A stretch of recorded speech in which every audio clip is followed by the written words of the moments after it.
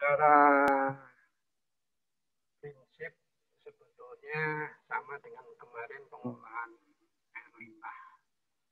Jadi limbahnya diolah, dikeluarkan dari air sehingga tinggal air yang bersih. Jadi bahan pencemarnya dihilangkan. Kalau ini air bersih,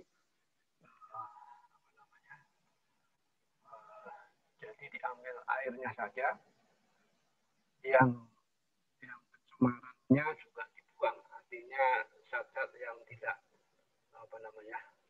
kalau ini bukan pencemaran, tetapi senyawa-senyawa yang terikut dalam air yang nanti mengganggu dalam pemakaian air itu yang akan dibuang. Maksud saya intinya samanya itu adalah memperoleh H2O. Oke, kemudian, nah sini ada kriteria standar kualitas air berdasarkan kesehatan, estetika, teknis, toksisitas, polusi. Nah, ini yang kemarin tentang polusi, tentang air. Terus secara ekonomi ya. Ya, ini kita air untuk industri, jadi ya saya kira dan terutama yang kaitan eratnya dengan kesehatan tentunya. Ini kalau secara kesehatan saya kira sudah memenuhi syarat, yang lainnya akan ikut. Maksud saya gini, kalau air itu nanti untuk kesehatan sudah memenuhi syarat, nah, tentang toksisitas, estetika itu akan ikut. Nah, kita kesehatan ini kaitannya dengan logam berat, anorganik yang atau zat organik ya, yang ikut dari sumber air bersih tadi.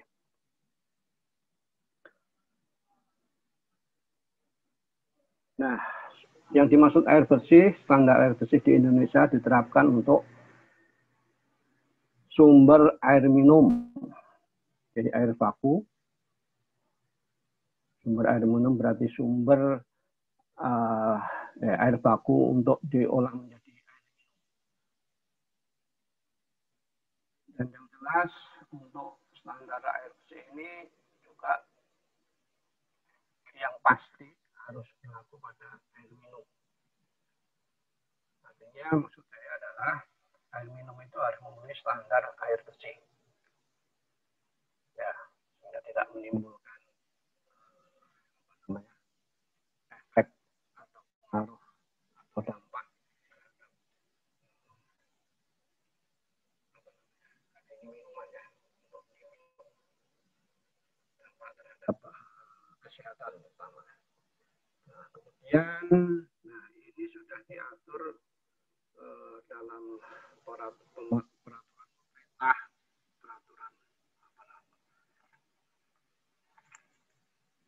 peraturan atau keputusan Menteri Kesehatan ini yang berwenang mengatur kriteria air bersih ataupun air minum. Karena tadi utamanya nama air minum itu harus memenuhi kriteria atau standar kesehatan. Nah, sumber air kita tahu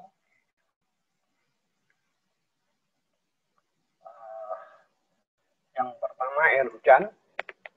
Nah, air hujan itu air yang semacam air suling ya, air suling. Jadi artinya menguap dari bumi, dari laut, dari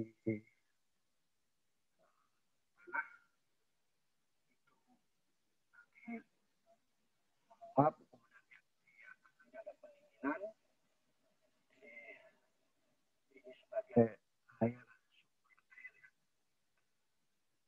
sumber air ya untuk kalau air hujan ya untuk sebenarnya untuk minum, untuk yang lain juga, untuk apa namanya ya, pertanian.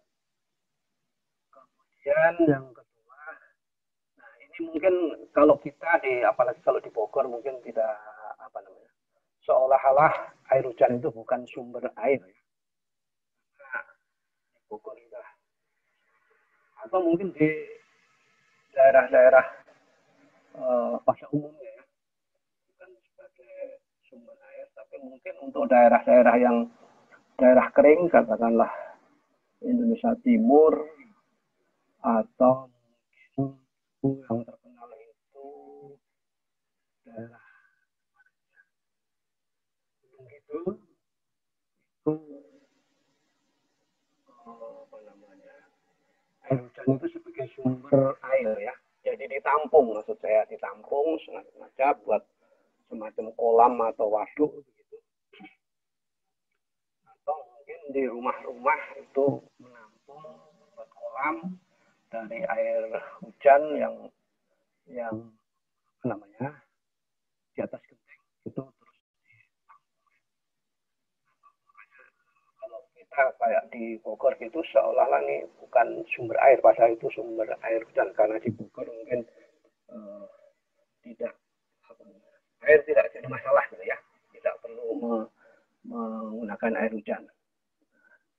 Kemudian air ya, air tanah sudah jelas yang dari dalam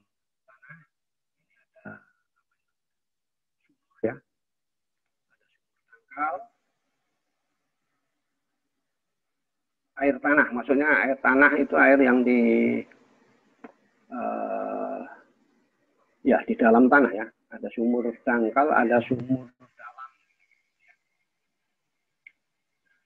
dangkal karena agak di dekat permukaan ada kemungkinan apa namanya ada pencemar yang bisa masuk ke dalam air tanah ya meresap dari permukaan masuk ke dalam infiltrasi. Nah, kemudian sumur dalam, nah ini karena cukup dalam, jadi infiltrasinya tidak sampai ke air karena cukup dalam ini.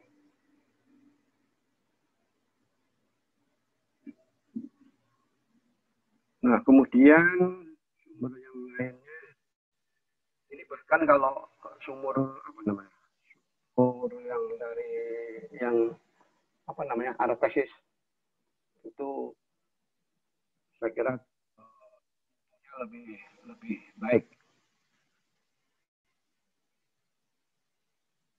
Nah, kemudian ada mata air, kuantitas kecil, kualitas relatif bagus, kontinuas belum tentu terjamin. Sebetulnya ya kalau mata air ini biasanya di apa namanya di daerah kaki-kaki gunung ya itu termasuk di Bogor ini saya kira juga cukup banyak mata air, cuman sekarang mungkin sudah berkurang. Jadi dulu yang namanya mata air di Bogor itu di sekitar sungai kecil, ada yang di ada yang tinggal di Babakan dulu ya. Itu ada sungai kecil itu sekitarnya itu di pinggir-pinggirnya itu banyak sumber air. Itu masuk dalam mata air. Kemudian ada mata air yang agak besar. Di sini di Bogor yang terkenal di mana itu ya? Yang dikirim ke Jakarta air minum. Banyak mata air yang sebetulnya cukup besar. Cuman ya lama-lama akan kontinuitasnya memang dalam jangka waktu yang panjang itu tidak terjamin memang. Dulu zaman tahun berapa ya? Tahun 80-an, 90-an itu masih air di pinggir-pinggir kali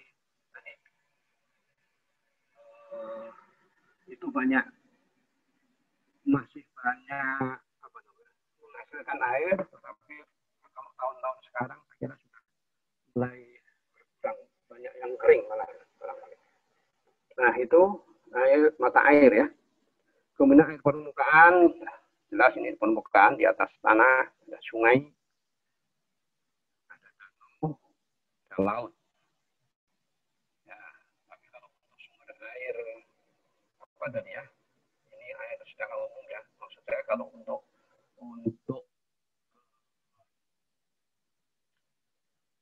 pengolahan, untuk sumber apa tadi namanya, air untuk produksi misalnya atau air minum, ini air permukaan harus diolah selanjutnya. Nah, mungkin ya kuantitasnya dapat diandalkan karena ini yang terutama kalau yang masih di dekat hulu ya, dekat hulu. Kalau di Bogor itu PDAM-nya air minum termasuk yang ke kampus kita itu dari Sungai Cisadane di bagian hulu. Nanti ada pengolahannya di daerah apa itu namanya? Dulu kalau nggak COVID ini kita kunjungan ke pengolahan air. Nah itu ada di sungai sini. Kemudian dialirkan ke apa namanya, instalasi pengolahan air bersih. Nah kuantitasnya dapat diandalkan, memang produknya sangat besar. Unit dua atau tiga ya, 2 unit ya, 2 unit pengolahan. Kapasitasnya berapa, ada 2000 liter per jam. Namun kualitasnya sedang sampai buruk, jadi tergantung pada musimnya. Kalau musim kemarau relatif bersih airnya, tapi kuantitasnya menurun. Tapi kalau musim hujan kuantitasnya naik, tetapi kualitasnya buruk.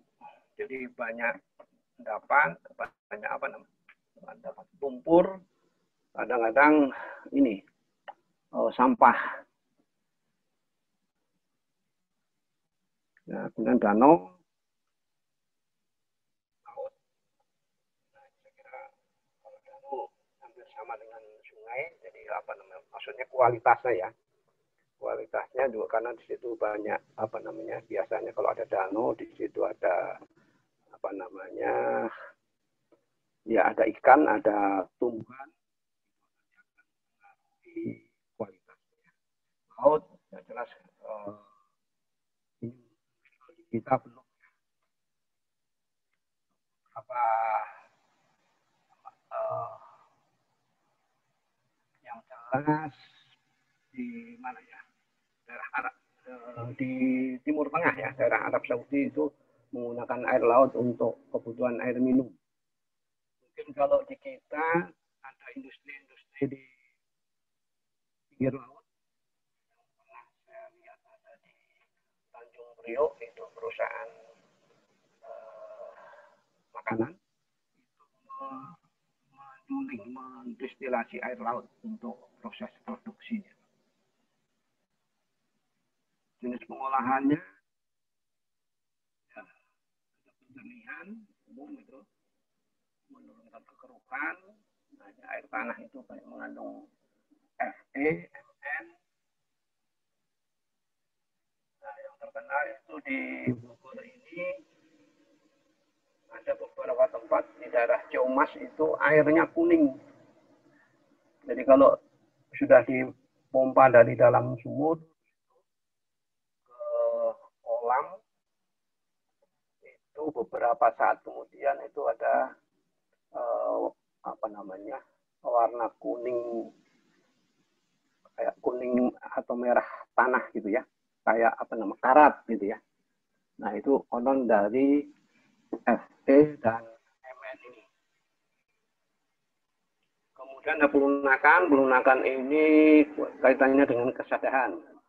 Air sadah itu harus istilahnya dilunakkan. Jadi kalau ini biasanya nanti bisa secara atau bisa secara fisik dengan memanaskan. Kemudian desinfeksi untuk mikroba.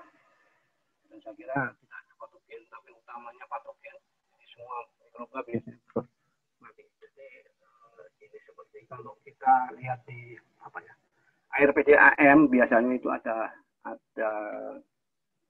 warna putih kaporit dan baunya bau kaporit ya, bau klor. Nah itu dari desinfeksi pengolahan airnya. Nah ini jenis pengolahannya yang jelas pertama secara fisik. Jadi hanya secara fisik disaring biasanya, diendapkan, disaring. Ada kotoran-kotoran itu disaring atau filtrasi. Atau kadang-kadang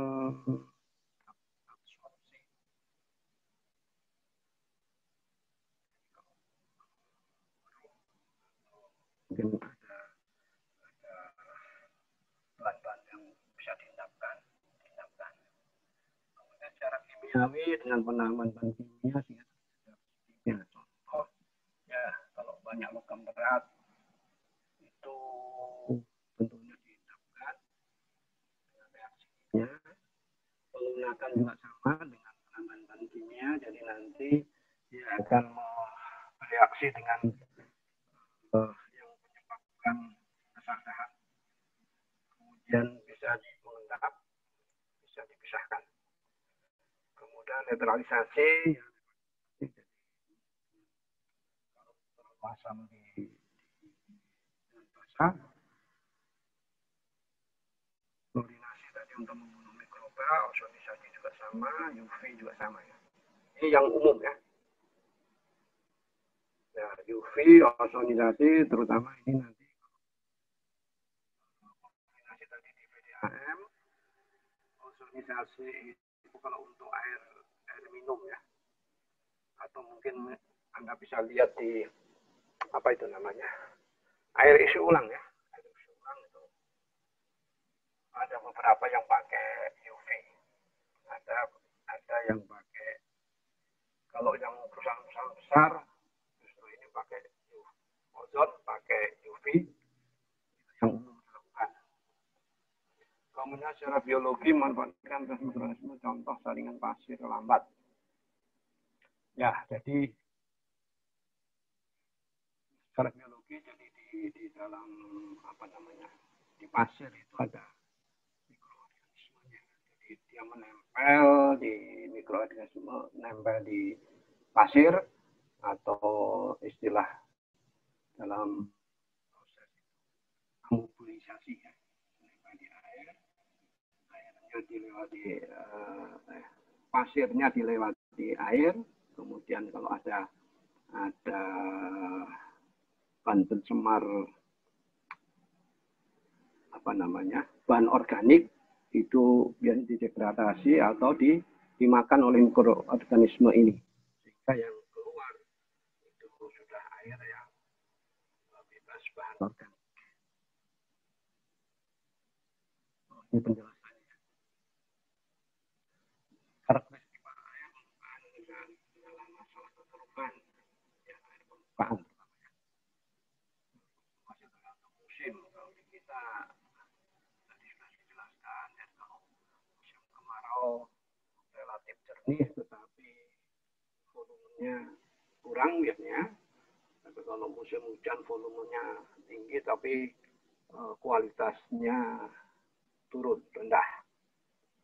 Ya, rangkaian prosesnya jadi yang semacam bertahap ya. Jadi nanti ada kotoran-kotoran yang besar itu disaring dulu, kemudian saringan kedua itu yang lebih kecil ya, tersuspensi koloid, apalagi koloidal ini ukurannya lebih kecil lagi. Ini ukurannya 10, ukuran 10 pangkat -3 ya, -3 sampai -6 ini. Nah, kecepatan mengendapnya sekitar 1 mm per jam, jadi cukup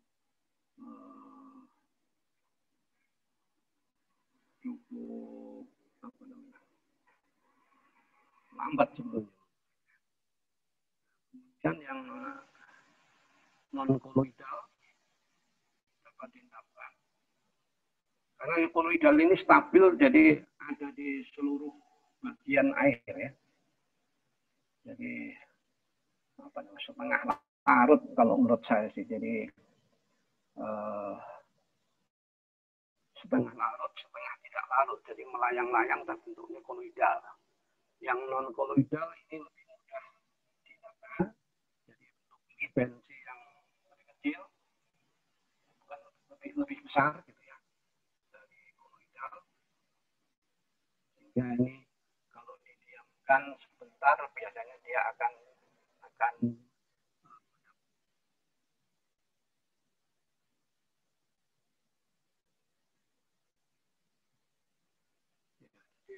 proses operasinya, unit operasinya nanti berdasarkan fisik, kimia, dan kimia kulit.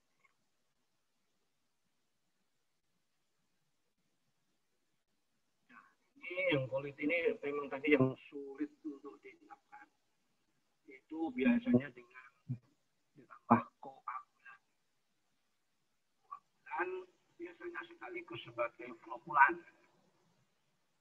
Ada juga yang terpisah, tapi biasanya ini seringnya jadi satu supaya praktis. Di koagulasi yang kulit tadi jadi partikel-partikel, partikelnya mengumpul jadi menjadi vlog, terus akan mengendap. Nah, kadang langsung terus mengendap, tetapi mungkin ada beberapa yang masih ikut melayang-layang, artinya tidak sempurna. Nah, itu dibantu dengan filtrasi. Setelah disedimentasi, disaring lah. Kemudian baru didesinfeksi.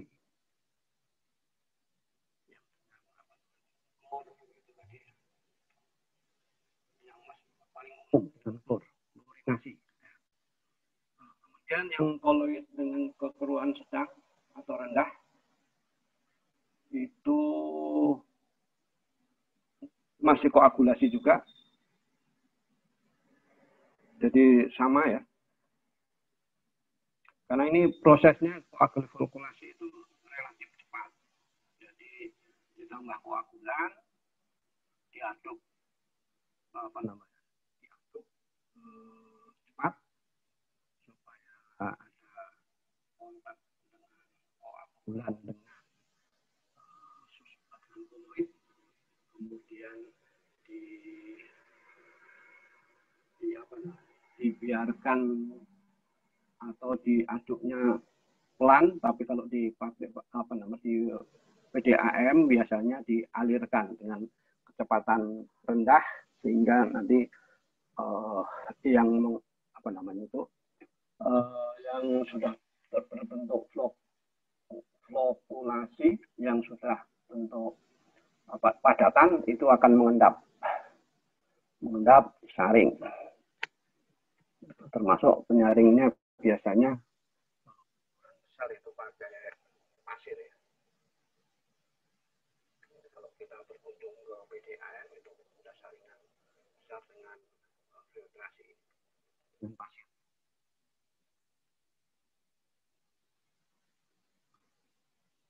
Nah, kemudian yang koloid dengan kekeruhan rendah suling ini terlalu banyak ya, apa namanya, pencemar polutnya. Jadi ini langsung disaring udah cukup.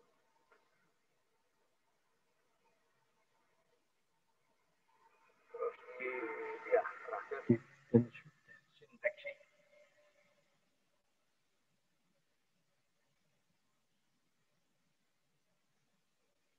Ya biasanya kalau di PDAM ini yang C ini ya, apa namanya, mulai A dan C.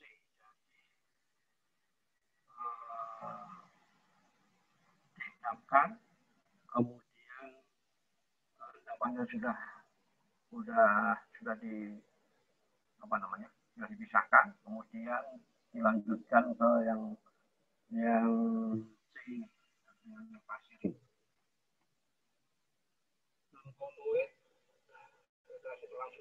Langsung mendapat langsung sedimentasi, kombinasi filtrasi dan sedimentasi ya.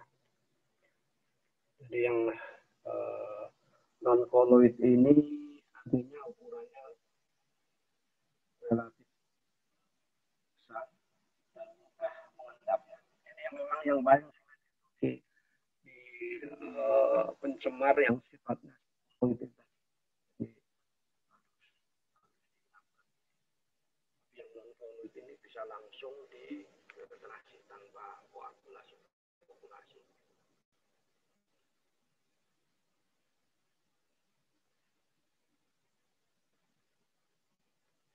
Jadi kalau penggunaan PDAM itu secara kontinu terus menerus selama 24 jam itu, jadi dia bentuk pengendapannya hanya dialirkan dengan kecepatan rendah ya. Jadi buat saluran, bukan saluran yang panjang tetapi saluran yang berkelok-kelok begitu, sehingga selama di perjalanan itu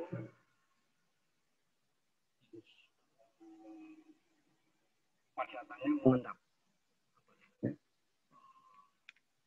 Ya, padatan yang non koloid ini akan mengendap. Nah, ini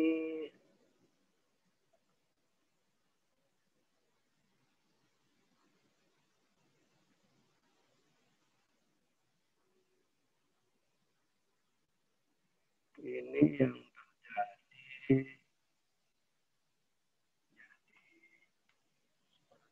terjadi pengolahan air permukaan menjadi air bersih. Nah, ini secara garis besar sama dengan yang dilakukan di PDAM ya. PDAM itu dari Sungai Cisadane, jadi yang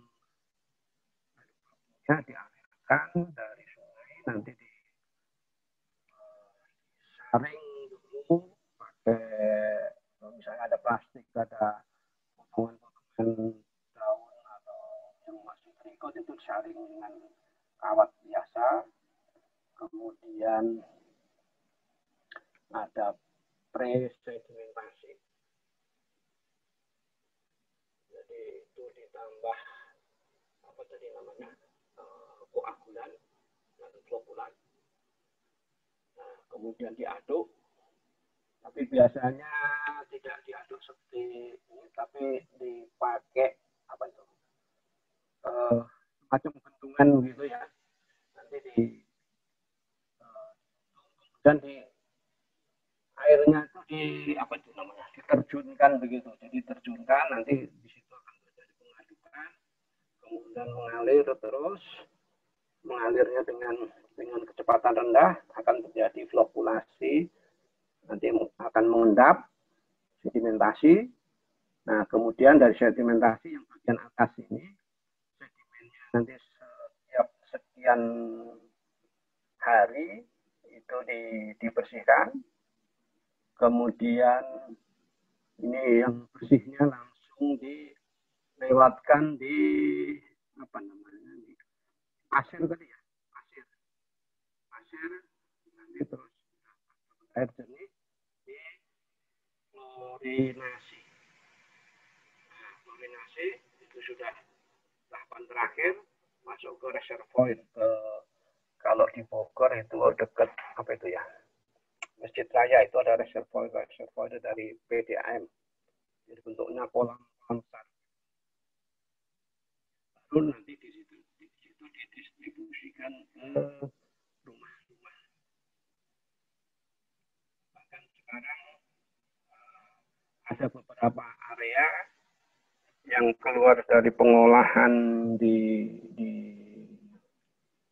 namanya Dekeng, daerah Dekeng. Daerah Dekeng itu tempat pengolahan air minum PDAM Kota Bogor. Jadi sekarang sudah ada daerah tertentu yang di hasil pengolahan ini sudah langsung bisa diminum, terutama yang dekat jadi apa namanya, jadi Bogor Selatan kira-kira begitu ya. Daerah Bogor Selatan itu ada beberapa komplek yang sudah yang langsung bisa diminum. Mungkin yang jauh karena harus di reservoir dulu, reservoirnya katakan tadi di dekat Masjid Raya itu, jadi maksudnya nggak bisa langsung diminum ya, belum siap untuk diminum karena mungkin di jalan ada banyak kotoran juga. Unit pengolahan ya, pengaturan pH ini kaitannya dengan apa namanya, untuk pengendapan, untuk koagulasi itu perlu pH tertentu.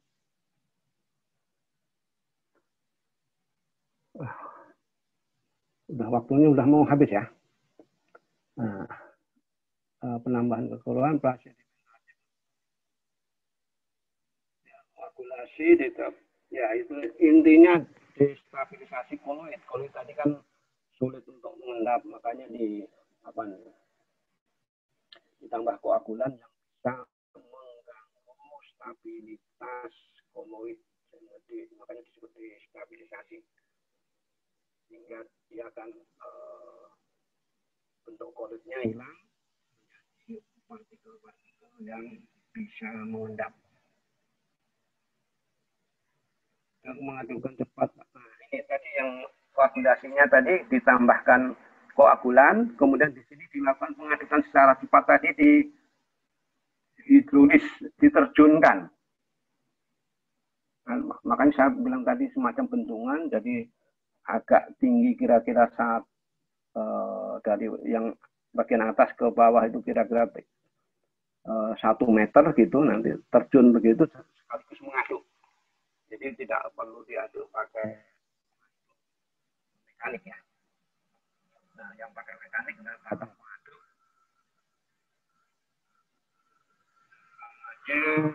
Jadi kecepatan diatur, prosesnya sampai 9 detik. Nah, flokkulasi, pembentukan flok, jadi koloid yang sudah membentuk partikel tadi akan menggabung jadi satu, menjadi flok yang lebih besar sehingga mudah mengendap. Jadi bobot jenisnya lebih tinggi. Nah, ini prosesnya. Nah, dari inlet, ini dari sumbernya. Kemudian di sini ada penambahan. Jadi sebelum diaduk ini sebenarnya pada waktu pengadukan ini di sini ada diteteskan yang tadi koagulan tadi diteteskan bentuk larutan ya. Aduk, kemudian pengadukan cepat, kemudian pengadukan lambat. Nah, ini bentuk flok-floknya koagulasi menjadi flokkulasi dari yang yang kecil ini bergabung menjadi flok yang besar, jadi ini mudah. Nah, ini seperti ini, tapi sekali lagi prakteknya dalam jumlah besar tadi ini dalam bentuk bendungan tadi ya, supaya irit. Kalau ini kan harus nanti pakai pakai pengaduk, pakai listrik.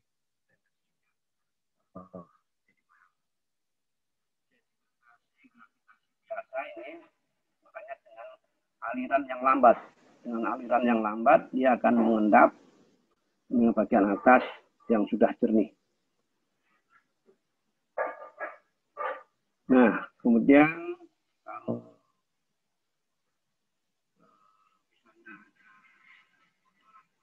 yang lebih rendah, jenisnya dari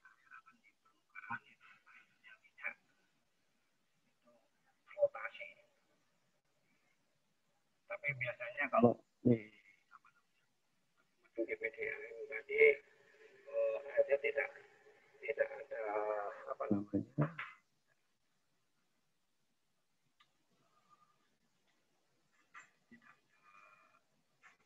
pencemar berupa minyak ya. Nah, sedimentasinya tadi ini apa tadi yang saya bilang tadi. Jadi di kolam begitu dibuat berkelok-kelok, jadi dialirkan dari ujung satu ke lainnya itu berkelok-kelok untuk memberi kesempatan proses pengendapan.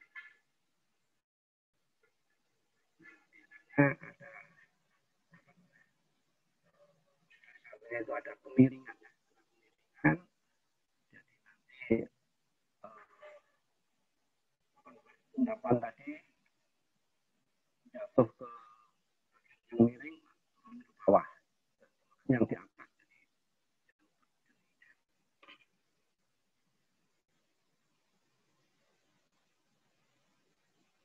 Filtrasi menggunakan media berbutir, ya, pasir tadi ya, yang umum.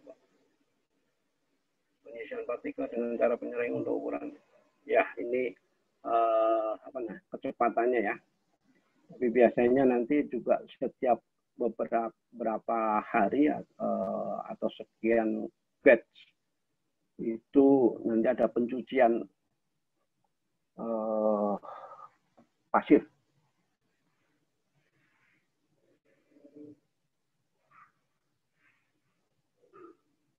Ya. Ini yang paling umum dan paling murah ini ya, dengan saringan pasir ini.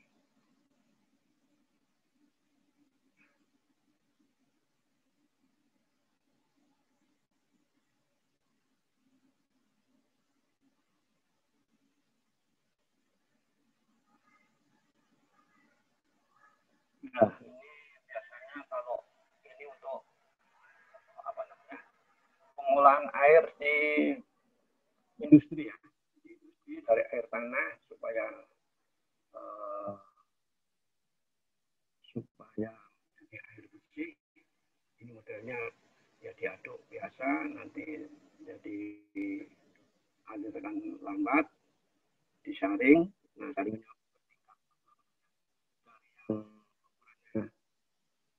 besar, kecil, ini lebih rapat.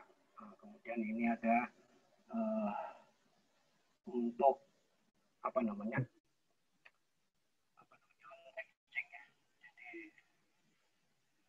jadi nanti untuk logam-logam tertentu ini ada mangan, ada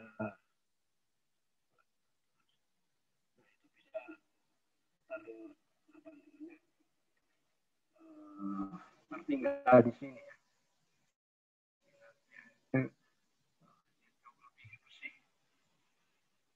Walaupun tadi di apa namanya di PDAM tadi juga sebetulnya bersih karena sudah bisa diminum. Jadi karena kalau sudah sampai katakanlah ke kampus, ke rumah-rumah itu ada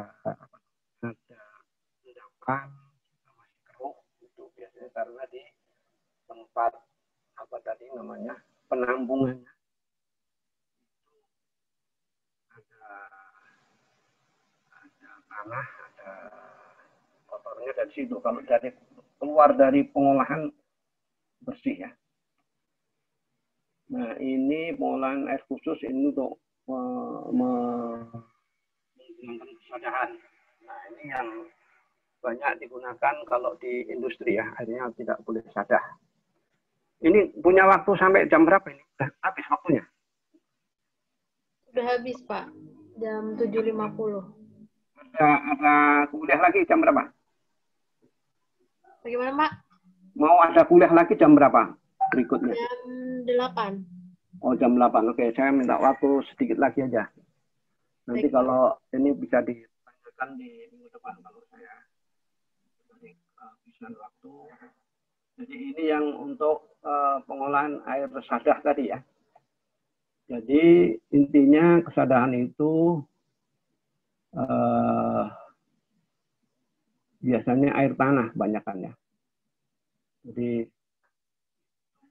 disebabkan oleh yang sementara itu kalsium itu dengan pertukaran ion. Jadi disaring biasa. Seperti kalau kita masak air, itu kalau air sadah itu biasanya di tempat masaknya itu nanti ada telahnya. Nah, ini secara kimia pengolahannya. Jadi senyawa kimia ini akan digantikan yang dari ini apa namanya dari dalam air diganti kesadahan,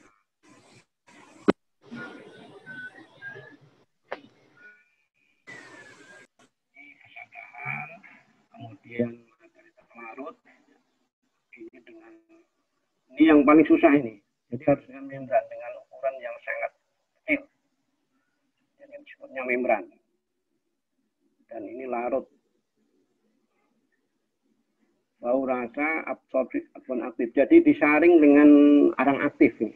Kalau warna rasa ini akan disaring arang aktif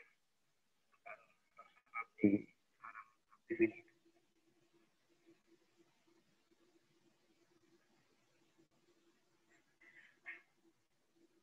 Jadi saya kira ini nanti bisa dibaca, tapi intinya sudah tadi. Jadi ada kalau padakan apa namanya suspensi bentuk fisiknya bisa disaring secara fisik. Kemudian yang kimia dengan pengolahan ini apa namanya kimia dan reaksi kimia.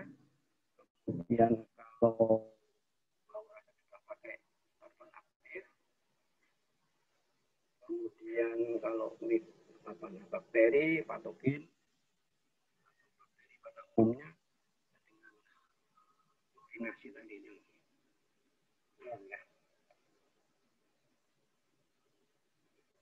ya ini kaitannya dengan waktu berapa lama pengolahannya. Ya, membran ini partikel koloidal yang terlarut ini ada, kalau filtrasi tapi ini jarang dilakukan. Ini biasanya khusus biasanya pakai air minum cukup dengan air tadi. Ada mikrofiltrasi jadi 0, ada ultrafiltrasi dan ada reverse. Nah, ini reverse osmosis ini biasanya digunakan untuk laut ya. Itu biasa pakai ini udah bisa di. Tapi ini tentunya ini makin ke sini makin mahal ya.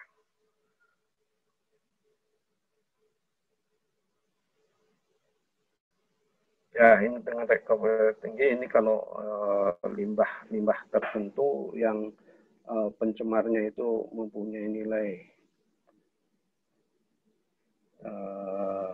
tambah lah gitu ya. Ada harganya kan gitu. Nah, ini yang etching. Ya, saya kira itu. Ya. Jadi nanti senyawa kimia yang itu akan ditahan di sini kan. Saya kira ini. Nanti ada regenerasi, ini harus dicuci ya dengan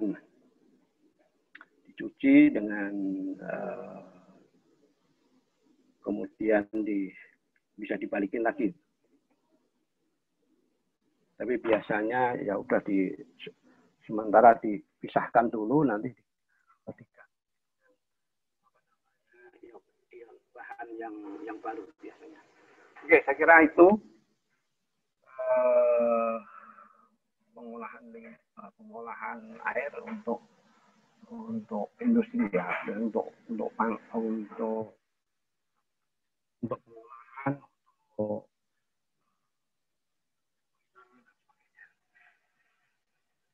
oke, waktunya saya kira sudah lewat. Nanti kalau ada pertanyaan bisa ditanyakan di kuliah berikutnya karena ini waktunya memang cukup sempit ya. Oke, sekali lagi terima kasih. Saya tutup. Wassalamualaikum warahmatullahi wabarakatuh. Waalaikumsalam warahmatullahi wabarakatuh. Terima kasih, Pak. Waalaikumsalam warahmatullahi wabarakatuh. Terima kasih, Bapak. Terima kasih, Pak.